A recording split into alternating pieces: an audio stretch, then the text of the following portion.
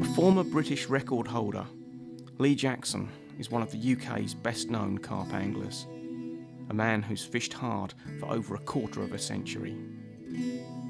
There's not a lot he doesn't know about the sport, and here he discusses something of the history of casting and how equipment and the way it's employed has evolved along with carp fishing itself.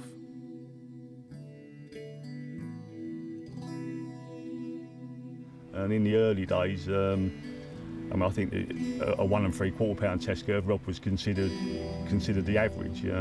8 pound line and no heavier than a 2 ounce lead. And it's strange really, I mean in them days, and perhaps if you was lucky, you could manage to cast 70 or 80 yards, you know, but you had to be really lucky, you had to be flat calm and everything. But then most of the rods were glass fibre, hollow glass fibre.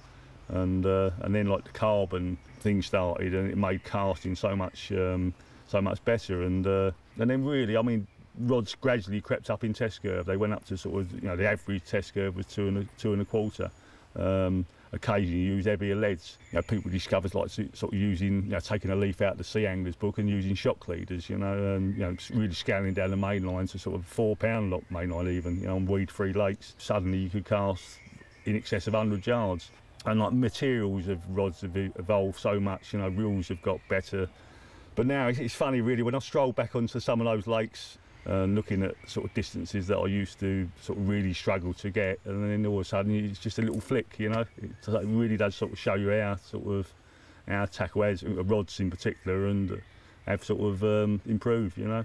Buy what you're going to use. I mean, if you're going to be fishing sort of lakes that you haven't got to cast much in excess of 100 yards, then the ESs are fine. You know, a nice 2 3/4 pound test curve rod, and then sort of, you know, don't put a whacking great big pit reel on it and sort of unbalance the setup. You know, put a nice sort of, you know, nice size reel on it, and it'll be a joy to use. But no, the casting nowadays, it's, you know, the sky's the limit really with the casting. It's, you know, I mean, there's so many good casters out there, and like taking the instructions of people like Mark and Miles and whatever, you know, everyone's casting can improve. And but the main thing, one of the main things, is down to practice. You know, like a lot of aspects of, well, things in this world, I mean, practice does make perfect.